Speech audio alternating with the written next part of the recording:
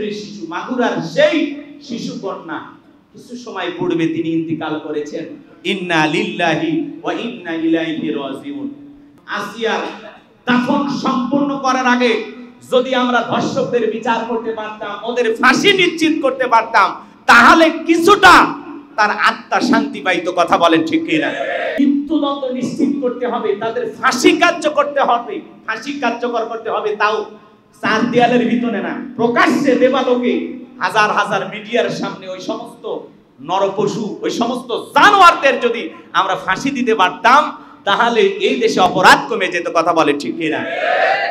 ভাই হিসেবে লজ্জিত, কারণ কিছুক্ষণ আগে একটি ঘটনা আপনারা অনেকেই বাহিরে যারা ছিলেন তারা বুঝতে পেরেছেন। আমরা ভাই হিসেবে লজ্জিত, আমরা আমাদের বোনের নিরাপত্তা দিতে পারি নাই। আমাদের বোন নিষ্পাপ আসিয়া দীর্ঘদিন হাসপাতালে চিকিৎসাধীন থাকা অবস্থায় আমার এই বোন 8 বছরের শিশু মাগুরার সেই শিশু কন্যা কিছু সময় পূর্বে তিনি ইন্তিকাল করেছেন। ইন্না লিল্লাহি ওয়া ইন্না ইলাইহি রাজিউন। যেই বোনটিকে ধর্ষণ করা হয়েছিল, এই আসিয়া নিষ্পাপ ছিল। একটা শিশু কন্যার উপরে যারা ধর্ষক হিসাবে ঝাঁপিয়ে পড়েছিল, এদের কোনো পরিচয় নাই। ধর্ষকেরা কখনো ভাই হতে পারে না, ধর্ষকেরা কখনো বাবা হতে পারে না, ধর্ষকেরা কখনো মানুষের পর্যায়ে পড়ে না। রাস্তার কুকুরও যেমন, এই ধর্ষকদের চরিত্র তেমন। কথা বলে ঠিক কিনা? আমার এই নিষ্পাপ বোন আসিয়ার দাফন সম্পূর্ণ করার আগে যদি আমরা ধর্ষকদের বিচার করতে পারতাম, ওদের ফাঁসি নিশ্চিত করতে পারতাম, তাহলে কিছুটা তার আত্মা শান্তি পাইতো। কথা বলেন ঠিক কিনা? কিন্তু আমরা দুর্ভাগা হতভাগা জাতি, আমাদেরকে এখনো 90 দিন অপেক্ষা করতে হবে, 180 দিন অপেক্ষা করতে হবে, 15 দিন লাগবে তদন্ত করতে ঘটনা কতটুকু সত্য। ধর্ষক গ্রেফতার, তার বোন সাক্ষী দিচ্ছে, সমস্ত সাক্ষী প্রমাণ উপস্থিত, তারপরে আমরা আমার বোনের ধর্ষকের বিচার এখন পর্যন্ত করতে পারলাম না। এই হিসাবে জাতি হিসাবে আমরা লজ্জিত। আমরা আমার বোনের বিচার করতে পারি নাই। কলিজাটা ফেটে যায়। আমার বোন আসিয়া, হতে পারে সে আপনার মেয়ে, হতে পারে আপনার বোন। আজকে সমাজের নিরাপত্তাহীনতায় আমরা ভুগতেছি। ছোট ছোট বাচ্চা, কন্যা, শিশু, তাদের পর্যন্ত নিরাপত্তা নাই। যারা শিশুদেরকে ধর্ষণ করে, এই সমস্ত ধর্ষকদের জন্য বাংলাদেশের সর্বোচ্চ আইন মৃত্যুদণ্ড নিশ্চিত করতে হবে, তাদের ফাঁসি কার্যকর করতে হবে, ফাঁসি কার্যকর করতে হবে, তাও চার দেয়ালের ভিতরে না, প্রকাশ্যে দেবালোকে হাজার হাজার মিডিয়ার সামনে ওই সমস্ত নরপশু, ওই সমস্ত জানোয়ারদের যদি আমরা ফাঁসি দিতে পারতাম, তাহলে এই দেশে অপরাধ কমে যেত। কথা বলে ঠিক কিনা? এই জন্য মনে রাখবেন, ধর্ষকেরা কখনো ভাই হয় না, দুলা ভাই কখনো আপন ভাই হয় না, তাওই কখনো বাবার মতো হতে পারে না। আসিয়া তার প্রমাণ করে দিল, বিশ্ববাসীকে আঙ্গুল দিয়ে দেখিয়ে দিল। মনে রাখবা, দুলা ভাই কখনো আপন ভাই হয় না, তাওই কখনো বাবার মতো হতে পারে না। এরাও যে জঙ্গলি জানোয়ার, এরাও যে পশু, আসিয়া প্রমাণ করে দিয়ে গেল। কথা বলে ঠিক কিনা? আপন দুলা ভাই তাকে ধর্ষণ করেছে, বাবার মতো তাওই আব্বা, সে তাকে ধর্ষণ করেছে। আমরা যতটুকু তথ্য পেয়েছি, তার লজ্জাস্থানে বেলের দিয়ে আঘাত করা হয়েছে, লজ্জাস্থানে বেলের দিয়ে ছেঁড়া হয়েছে। জোরে কর নাউজুবিল্লাহ, আর একটু জোরে কর নাউজুবিল্লাহ।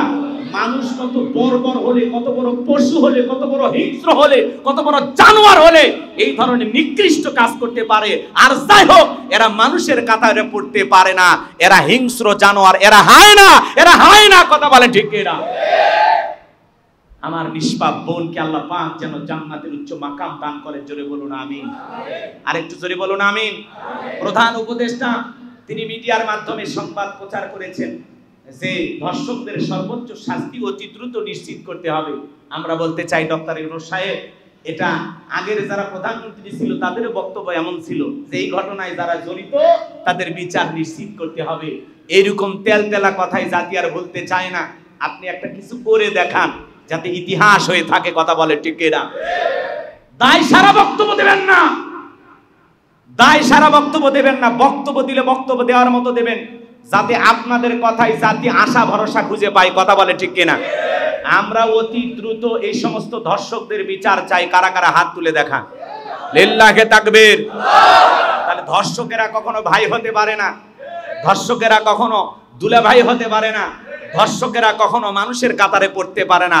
ওদের পরিচয় একটাই, ওরা ধর্ষক। আর ওদের বাংলাদেশের সর্বোচ্চ আইনে ফাঁসি কার্যকর করতে হবে। ওদের কোনো ছাড় নাই, ওদের কোনো ক্ষমা নাই। কথা বলে ঠিক?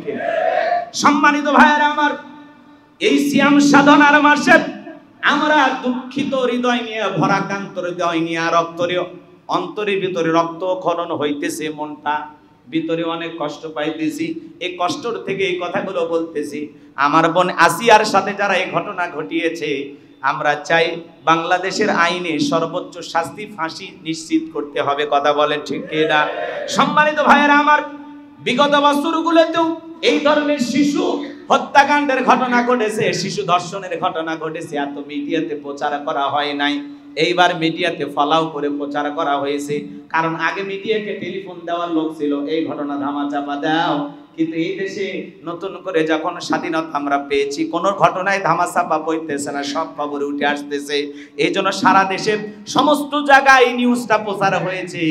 কিন্তু মনে রাখবেন, এই ঘটনাকে তালকে তিল বানিয়ে এক শ্রেণীর মানুষ আছে, ওরা বলতেছে আমরা আগে ভালো ছিলাম। যখন ঘোষণা বলতেছে ভাই, আগে যখন এক শেখের বেটি ছিল, এই শেখের বেটির কারণে হাজারো শেখের বেটি নিরাপদে ছিল। মানে কি দলিল দেখছেন? বলতেছে ওই একজন নারীর কারণে হাজারো মা বোন নিরাপদে ছিল। আর এখন দেখো কি অবস্থা। কিন্তু মনে রাখবেন, আগেও এরকম ধর্ষণের ঘটনা ঘটেছিল, কিন্তু প্রচার হইতো কম। কথা কি বুঝলেন? এখন তো মিডিয়ার মুখ খুলে দেওয়া আছে, তারা যা ইচ্ছা তাই প্রচার করতেছে। কথা কি বোঝেন নাই? এই জন্য এই কথাগুলো কানে নেওয়া যাবে না। একটা অপরাধ করেছে, অপরাধীদেরকে গ্রেফতার করা হয়েছে, শাস্তিও হবে আমরা আশা করি ইনশাআল্লাহ। একজন অপরাধীও ছাড় পাবে না। আমরা জীবিত থাকা অবস্থায় ছাড় পেতে দেব না। আমরা আছি তো ইনশাআল্লাহ, অপরাধীদের বিচার হবে। কিন্তু এটাকে তিলকে তাল বানিয়ে আন্দোলন করবে, শাহবাগে এসে লাফালাফি করবে, বিড়ি সিগারেট খায়া আন্দোলন করবে, ওই সমস্ত শাহবাগীদের কথায় আমাদের লাফালাফি করা যাবে না। এরাই তো সারাই যারা 2013 সালে এই শাহবাগে 2014 সালে একত্রিত হয়ে ওলামা ইকরামদের, এই দেশের শ্রেষ্ঠ সন্তানদের ফাঁসি চেয়েছিল। কথা বলে ঠিক কিনা? যে স্লোগান দিয়েছিল নাকি, তাকে 24 ঘন্টার মধ্যে গ্রেফতারের আলটিমেটাম দেওয়া হয়েছে। ইমরান এই সরকার, এদেরকে গ্রেফতারের জন্য আলটিমেটাম ঘোষণা করা হয়েছে। আমরা চাই যারা সেই সমস্ত এই দেশের ইসলামী আন্দোলনের কর্মীদের ফাঁসি চেয়েছিল, আল্লামা সাইদি হুজুরের ফাঁসি চেয়েছিল, ওই সমস্ত লাকি ইমরান এই সরকারদেরকে যেখানে যে গর্তে লুকিয়েছে খুঁজে খুঁজে বের করে এদের বিচার বাংলাদেশে করতে হবে। কথা বলে ঠিক কিনা? শাহবাগীদের দেখলেই বোঝা যায়, বিড়ি খায়, ঠোঁট কালো, কথা কয় না কেন? শরীরে ধান দিয়ে গেলে শরীরের গন্ধ বের হয়। এখন শাহবাগীরা বলতেছে আমাদেরকে ট্যাগ দিবেন না। বিগত সরকারের ট্যাগ দিছিল, আপনারাও ট্যাগ দেবেন না। তোমরা যে এত সাধু আমরা তো বুঝি ভালো করে। কথা বলে ঠিক কিনা? আর যাই হোক, বড় বড় টিপ পরে, কাটা ব্লাউজ পরে, উল্টা পাল্টা ড্রেস পরিয়া, পোশাক পরিয়া যারা জাতির সামনে এসে এইরকম উল্টা পাল্টা আন্দোলন করতে পারে, আর যাই হোক, এরা দুর্ঘটনায় জন্ম হয়েছে, এদের সঠিক মা বাবা খুঁজে পাওয়া যাবে না। কথা বলেন ঠিক কিনা?